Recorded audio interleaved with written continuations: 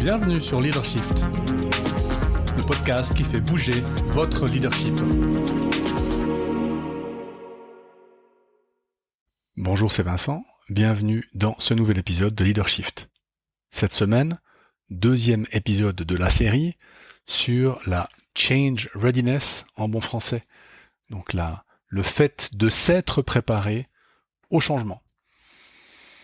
La semaine dernière, nous avions vu que un des aspects essentiels de cette préparation au changement était la prise en compte des émotions comme étant un vecteur soit de résistance, soit d'accompagnement ou de volonté de changement. Nous avions aussi vu la semaine dernière qu'il faut préparer les individus d'un côté et les groupes et les organisations. Qu'on ne peut pas simplement s'attendre à ce que l'organisation que nous dirigeons, le département, l'équipe, sache comment se préparer et gérer le changement une fois qu'il arrive. Et nous avons vu qu'effectivement, le changement arrive souvent et tout le temps, et que donc nous devons nous préparer activement et pas simplement attendre les projets de changement. C'était la conclusion de notre dernier épisode. Cette semaine, j'aimerais discuter avec vous, comment passer à travers ces différentes phases, donc de préparation du changement en particulier, en tant que manager. J'ai une équipe, j'ai un département, j'ai une entreprise. Comment est-ce que je peux faire pour que, finalement, le but ultime, c'est que mon entreprise soit prête à changer tout le temps, de manière permanente. C'est que quand il y a quelque chose qui change, on l'a vu, c'est souvent extrinsèque, ça ne dépend pas de nous, c'est le marché qui change, c'est une guerre, c'est un problème logistique. Donc, comment faire pour que mon entreprise sache réagir sans que j'ai besoin de faire quelque chose de particulier? C'est ça l'objectif de la change readiness. J'ai essayé de vous résumer en fait cet épisode-ci, avec une expression: accompagner le changement en tant que manager. Pour moi, c'est se faire accoucheur ou accoucheuse d'émotions. Vous devez devenir des sages-femmes. Parce que la plupart des résistances au changement, que ça soit du changement en tant que changement ou du changement concret, ce sont des résistances qui sont liées à des émotions de peur, de perdre. On l'a vu dans l'épisode sur les déclencheurs comportementaux, de perdre en statut, de perdre en compétences, de perdre en relation. Et ces déclencheurs comportementaux-là sont extrêmement profonds et extrêmement forts. Et si nous n'abordons pas ces sujets-là avec les gens et les équipes, le changement ne passera pas quand il arrivera. Et donc, anticiper ces discussions-là quand le changement n'est pas encore là, c'est une bonne manière de s'y préparer. Donc, ici, nous allons nous focaliser sur la possibilité d'un changement. Donc la change readiness n'est pas l'accompagnement d'un changement particulier, mais bien la préparation au changement en général. Donc ce qu'on va dire aujourd'hui, en tout cas pour cette première grosse partie de l'épisode, ce n'est pas je dois changer, les prix de mes produits. Non, c'est pas ça. C'est en général comment je fais pour préparer mon entreprise, mon département, mon équipe à un changement potentiel à venir. Donc je vous ai dit, nous devons nous faire accoucheur d'émotions, sage-femme. L'objectif plus concret, si se faire accoucheur d'émotions, ce serait la mission, l'objectif plus concret, c'est en fait de générer des émotions positives qui sont liées au changement avant qu'il n'arrive. Donc générer des émotions positives. Ça veut dire qu'il va falloir prendre le changement, en général, la dynamique d'un changement possible, voir de quoi il retourne et essayer d'aider les collaborateurs, collaboratrices et les équipes à voir ce qu'il peut arriver, non pas comme une menace, mais plutôt comme une opportunité. Donc, l'idée, c'est de faire passer l'attitude de base par plusieurs étapes. Alors, vous reconnaîtrez peut-être certains cycles, mais ces cycles ne sont pas vraiment établis scientifiquement. Donc, j'ai fait un petit mélange qui est le mien, qui n'est pas non plus tout à fait scientifique, mais qui correspond en fait à une attitude de base qui consiste à ignorer le changement ou la possibilité de changement. Vous voyez que ça, c'est le pire, parce que là, vous pouvez rien faire avec la personne. Vous allez parler vers elle, vous allez lui dire, mais qu'est-ce que tu penses, si jamais on devait faire ci, ou dans 2 ans, il faudra peut-être changer de machine, ou changer de travail. Elle vous ignore. Hein. Donc c'est non, je prends pas en compte. Donc ça, c'est le pire. Et en fait, l'idée, c'est de faire passer d'ignorer à opposer le changement, à résister au changement, à râler à propos du changement, à subir le changement, à accepter le changement, à faire partie du changement, à s'activer dans le changement, à promouvoir le changement. Je vous ai mis une suite de verbes. Ignorer, opposer, résister, râler, subir, accepter, faire, s'activer, promouvoir. Vous pouvez déjà vous poser la question, vous, de base, par rapport à un changement à venir, comment vous êtes dans votre boulot, dans votre fonction, dans votre rôle dans l'entreprise. Alors bien sûr, on est tous des gens hyper cadrés, hyper positifs, on va tous dire qu'on est des promoteurs. Ben, remesurez-vous lorsque le prochain changement arrivera. Hein. Faut changer les horaires. Il faut aller faire changer les horaires des vacances ou des jours de télétravail ou que sais-je, hein, à votre équipe. On verra si vous êtes promoteur. Non, voilà. Donc l'idée c'est vraiment de proposer cette échelle aussi peut-être comme base de réflexion, hein, pas comme test psychométrique, à votre équipe. On dit voilà, si un changement devait arriver, ou on le verra plus tard dans le changement, hein, ignorer, opposer, résister, râler, subir, accepter, faire, s'activer, promouvoir, où est-ce que je suis là-dedans, hein, et pourquoi? Ça peut être une bonne base de discussion. Alors, comment est-ce que nous allons préparer nos individus et nos équipes au changement? Nous avons 2 vecteurs qui existent pour ça. Il ne faut pas inventer la roue. Le premier vecteur, c'est le one-on-one, épisode 1. Deuxième vecteur, la réunion d'équipe, épisode 104. Donc nous avons déjà tout à disposition pour accomplir la change readiness, pour se préparer et être prêt au changement. Je vais vous donner pour chaque vecteur, one-on-one d'un côté, réunion d'équipe de l'autre, des questions à poser soit en one-on-one, soit en équipe. Alors, vous verrez que les questions, c'est les mêmes, mais elles se posent une fois dans une perspective individuelle, une fois dans une perspective collective. Alors, question pour le one-on-one. Qu'est-ce que changer voudrait dire pour moi? Alors, la question paraît virtuelle, mais vous verrez, si vous la posez de cette manière-là, ou vous pouvez aussi dire, si je changeais, qu'est-ce que je perdrais? Ou qu'est-ce que je gagnerais? Et vous verrez que les gens ont déjà une perspective professionnelle sur le changement. Ils disent oui, si je vais changer, ça voudrait dire que peut-être, je sais pas, peut-être que je perdrai mon job. Imaginez, on peut parler de digitalisation, d'automation. Très important d'en parler avant que le changement arrive. Donc, première question, qu'est-ce que changer voudrait dire pour moi? Ou si je changeais, qu'est-ce que je perdrais ou qu'est-ce que j'aurais à gagner? Autre question, comment est-ce que je pourrais changer sans perdre ce qui est important pour moi? Comment est-ce que changer pourrait m'aider? Troisième type de question, qu'est-ce que j'ai à disposition? Sur quoi est-ce que je peux compter ou est-ce que je pourrais compter quand je devrais changer? Quelles sont mes forces, mes qualités? Qu'est-ce que je peux déjà décider maintenant pour être plus ouvert au changement? Qu'est-ce que je pourrais mettre en place déjà maintenant? Vous voyez comme ce sont de magnifiques opportunités de coaching, d'anticipation presque. Hein.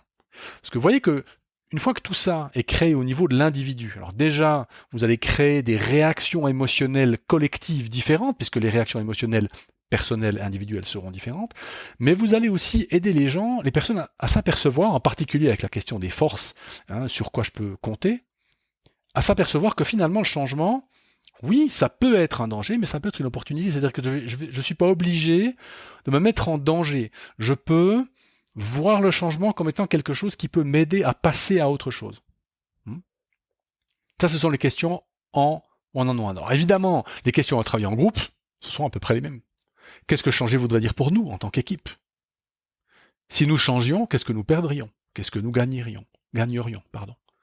Comment pouvons-nous changer, ou pourrions-nous changer sans perdre ce qui est important pour nous? Comment changer pourrait nous aider en tant qu'équipe? Qu'avons-nous à disposition comme équipe? Quelles ressources avons-nous? Sur quoi pouvons-nous compter? Que pouvons-nous décider pour être plus ouverts au changement en tant qu'équipe? Qu'est-ce qu'on pourrait mettre en place en tant qu'équipe? Vous voyez que les questions sont basiquement les mêmes, mais par contre, la mise en place, la discussion, la pratique seront évidemment très très différentes.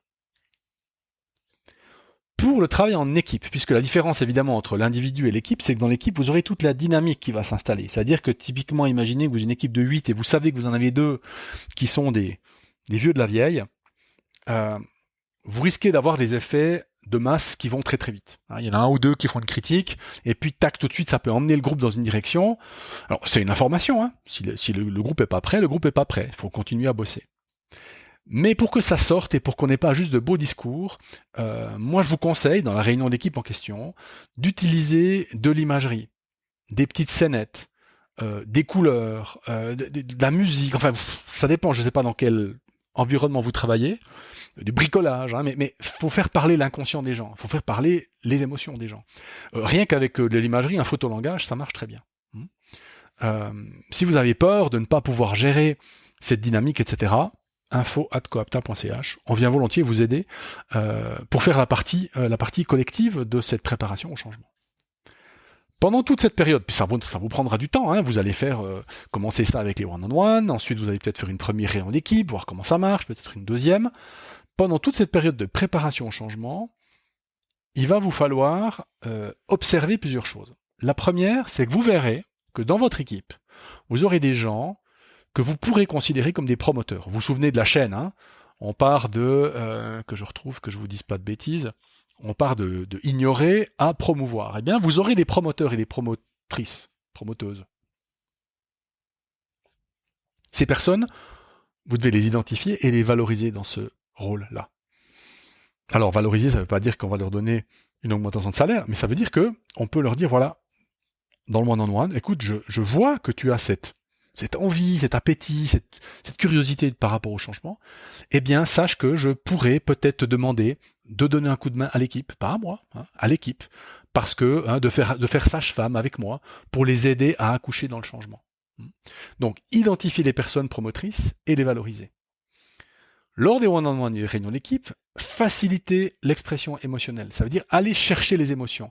Comment vous allez voir ça ? Eh bien, vous allez voir ça dans le cynisme, dans l'ironie, dans le sarcasme, dans le mutisme, dans toutes les réactions émotionnelles par rapport à l'habitude de la personne en question. Une personne qui parle beaucoup et que tout à coup se tait, c'est peut-être un signe. Quelqu'un qui ne dit jamais rien et qui vous lance une vanne bien sentie, ça peut être un signe. Une personne qui est critique mais positive, qui devient critique mais négative, donc tous ces petits changements-là, hein, observez les micro-changements dans les attitudes et les renforcer ou les atténuer. Et pour ça, vous avez tous les outils, en particulier le feedback. Feedback de renforcement ou feedback de correction. Donc pendant toute cette période de préparation au changement, qui peut durer 1, 2, 3 mois, ça va dépendre de la taille de l'entreprise, hein, ça peut dépendre de la taille du département ou de l'équipe, eh bien, vous allez observer et faire les petits ajustements nécessaires. On a vu dans autre chose que vous allez faire pendant cette période, pendant les one-on-one et pendant le travail de groupe, les 2 dernières questions, ce sont que puis-je décider pour être plus ouvert et que puis-je mettre en place ? Eh bien, pendant cette période de changement, veillez à ce que les personnes et le groupe aient mis en place. Par exemple, le groupe pourrait dire, pour être plus prêt au changement, il faut qu'on apprenne plus de nos erreurs. On s'aperçoit que, en fait, on a peur du changement parce qu'on a peur de faire des erreurs. Donc, il faut qu'on apprenne de nos erreurs. Donc, on va mettre en place des sessions de débriefing, en fin de période de production, en fin de projet, en fin de ce que vous voulez. C'est égal. Donc, vous pouvez, pendant cette période, organiser ces sessions et il y a sur le blog Coapta un article destiné en particulier au débriefing. Une fois que vous êtes dans le changement, parce que, évidemment, il arrivera sans frapper, quoi faire ? Eh bien, vous allez utiliser ce que vous avez fait avant. Vous allez rappeler aux individus, lors des one-on-one, on a les outils, lors des réunions d'équipe, on a les outils, quelles décisions ils ont prises, ou quelles décisions le groupe, ou l'entreprise, ou le département a pris. Nous avions pris la décision de... Ok, est-ce que nous faisons ? Si oui, pourquoi ? Sinon, pourquoi pas ? Qu'est-ce qui fait qu'on a de la peine à ? Qu'est-ce qui fait que les gens résistent alors qu'ils ont dit qu'ils résisteraient pas, etc. Et donc, continuez à faire réfléchir les gens sur ce qui les fait avancer ou pas. Avec les mêmes vecteurs, on a dit, on en loin des réunions d'équipe, faire s'exprimer les gens. Faciliter l'expression émotionnelle, et en particulier, lors du check-in, que vous faites évidemment maintenant depuis que vous avez entendu l'épisode 171, toutes vos réunions commencent par un check-in et un check-out. Donc, dans le check-in, plutôt que de poser la rituelle question, posez une question peut-être orientée émotionnellement. Quelles sont les émotions négatives que j'ai vécues cette semaine liées au changement? Par exemple, imaginez, je sais pas, une nouvelle machine, une nouvelle procédure. Vous allez faire du Kanban. Vous allez faire du 5S. Il faut le mettre en place. Alors vous avez fait la prep, maintenant vous êtes dans le projet 5S et puis ça freine, ça coince. Check-in, tac, émotion 5S. Météo des émotions 5S, c'est le check-in. Et puis vous bossez là-dessus. Et surtout, appelez les promoteurs à l'aide. Laissez les promoteurs et les promotrices réguler le groupe. Que ce soit dans les réunions d'équipe, en dehors des réunions d'équipe, sur le terrain. Mais par contre, donnez-leur cette mission. Dites-leur, voilà, maintenant tu te souviens, je t'ai demandé, voilà, maintenant est le moment, t'as bien vu, ça coince, ok, qu'est-ce que tu peux faire, qu'est-ce que tu imagines pour aider le groupe A, Et ça va favoriser, puisque c'est pas à vous, vous pourriez, vous, être taxé de vouloir faire passer pour votre bénéfice personnel, que sais-je. Les gens qui sont dans l'équipe, ils subissent les mêmes problématiques que leurs collègues dans le changement. Donc ils peuvent pas être taxés de toi tu connais rien, t'es pas dans le métier. Et puis évidemment, dans le changement, comme pendant la préparation, faites aussi de du débriefing et de l'apprentissage, grâce aux diverses techniques que vous trouverez sur le blog Coapta. Voilà, vous voyez, finalement, beaucoup d'outils, nous les avons déjà, mais il s'agit de les agencer, de les articuler différemment. Donc, en tant que manager, faciliter la change readiness, c'est travailler les émotions et la dynamique des émotions du groupe. Et si vous faites ça maintenant, que vous n'avez pas encore de gros changements, vous verrez votre équipe. Elle va s'épanouir dans le changement. Ça ne veut pas dire que ça va facilement se passer, mais la dynamique, les mots, les émotions vont être différentes. Ça sera difficile, il faudra bosser plus, il faudra peut-être se confronter, il faudra peut-être se frotter, mais la dynamique émotionnelle sera très différente. Et scientifiquement, ce que vous dit l'article que je vous ai proposé la dernière fois, eh bien, c'est que vous avez beaucoup plus de chances d'avoir un changement qui passe avec cette préparation-là que si vous ne faites rien actuellement. Voilà, c'est la fin de cet épisode. J'espère qu'il vous a plu. Je vous dis à la semaine prochaine. Ciao.